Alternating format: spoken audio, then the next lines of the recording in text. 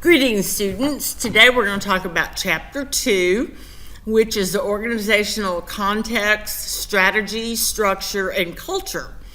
Our unit outcomes haven't changed a great deal. We have already talked about how important it is for project managers to be able to make cross-functional decisions. And we're going to talk a little bit more about that today. But we also want to understand what an organizational structure is, because organizational structure and strategy can impact projects in many, many ways. So I'll just read this. Strategic management is the science of formulating, implementing, and evaluating cross-functional decisions that enable an organization to achieve its objectives.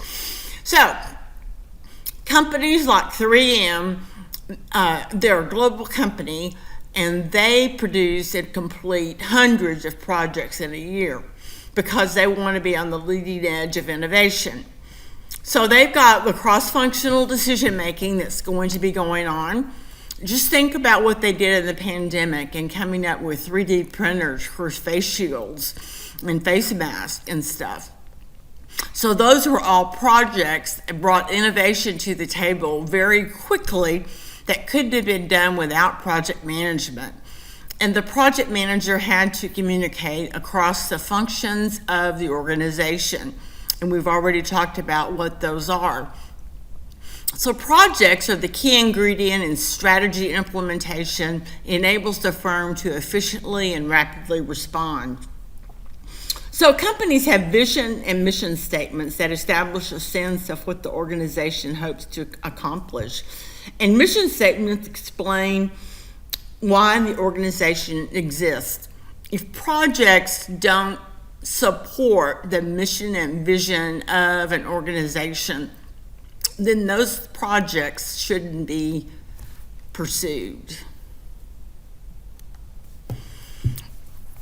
Projects have been called the stepping stones of corporate strategy.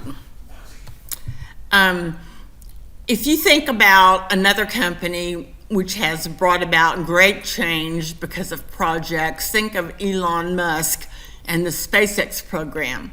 That was a huge project that is still going on right now. And at the time of this recording, they haven't even finished their time in the space station. And Elon Musk companies are project-oriented, heavyweight project-oriented companies. And their strategy is he's a competitor. He's competing with other companies to be the first to Mars.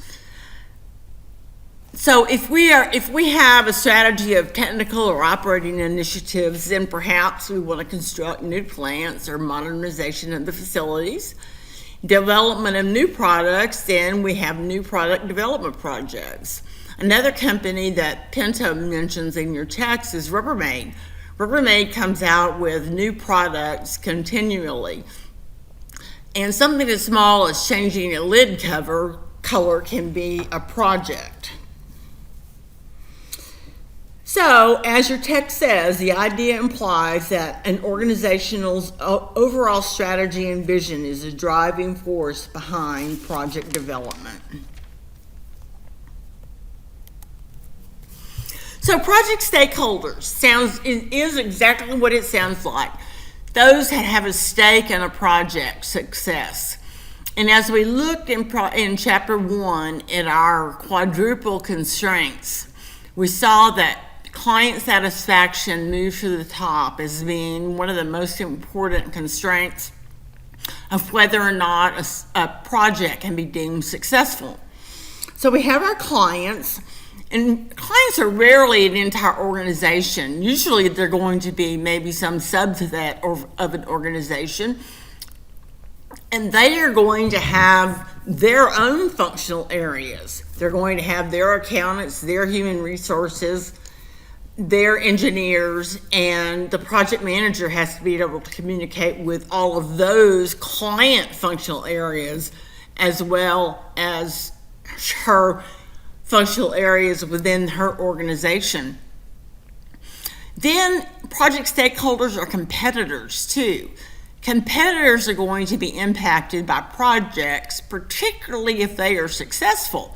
But if they're unsuccessful, then competitors are also going to be impacted because they're going to have a foot in the door for a project that perhaps failed.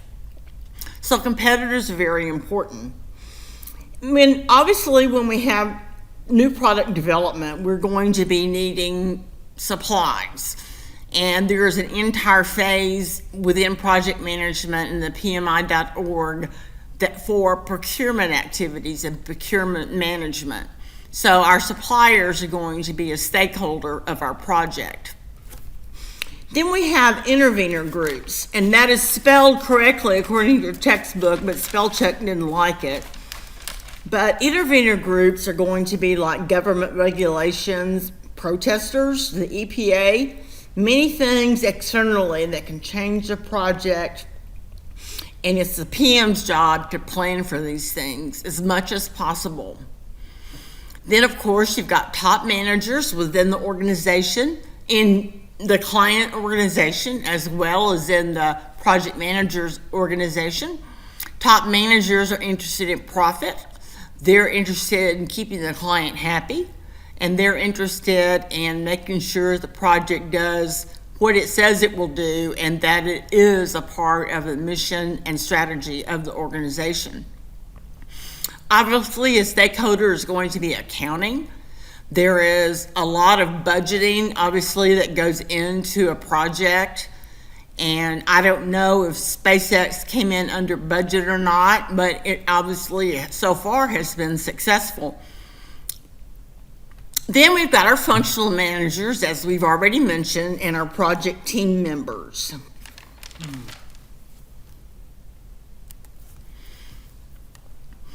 So when we talk about managing the stakeholders, Block outlines that stakeholder management and managing their interests is political.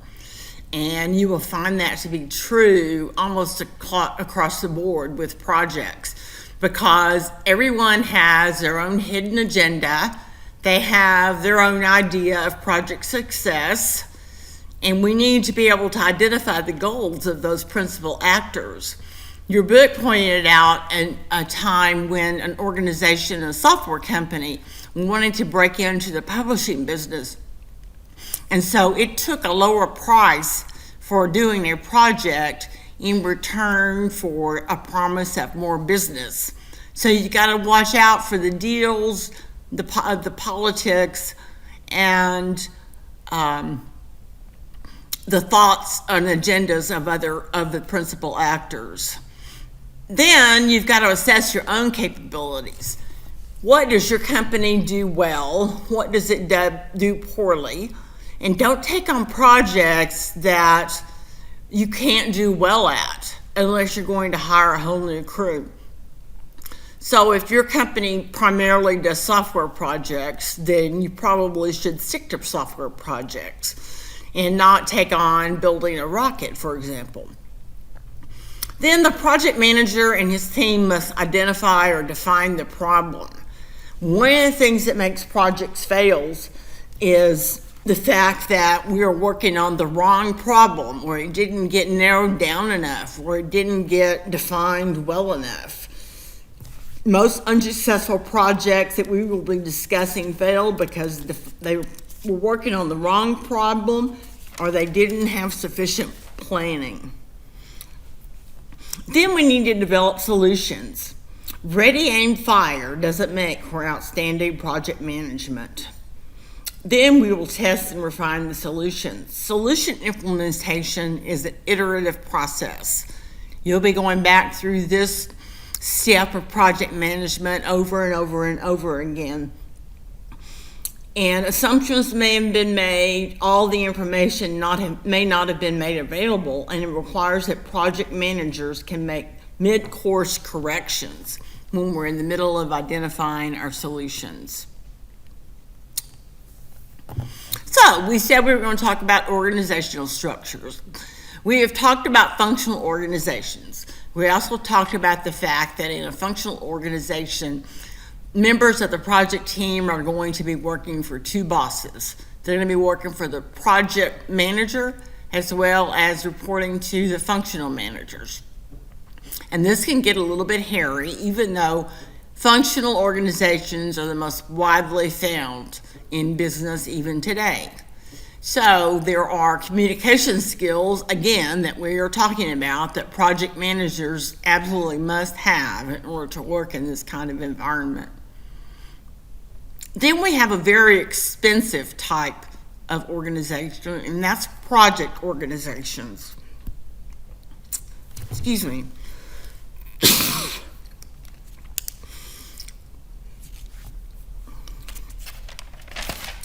Project organizations are built around projects. That's pretty much all they do. You will have functional team members, but they aren't doing the functional work of any of the rest of the organization. They're only being functional within the confines of the project and the project team that they're on.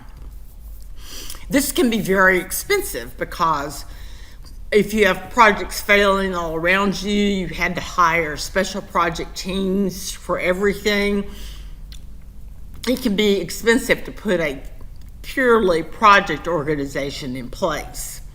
Then we have the matrix organizations, and that's kind of a combination of the two, where you'll find we have projects, project teams, but we still have the underlying foundation of a functional organization.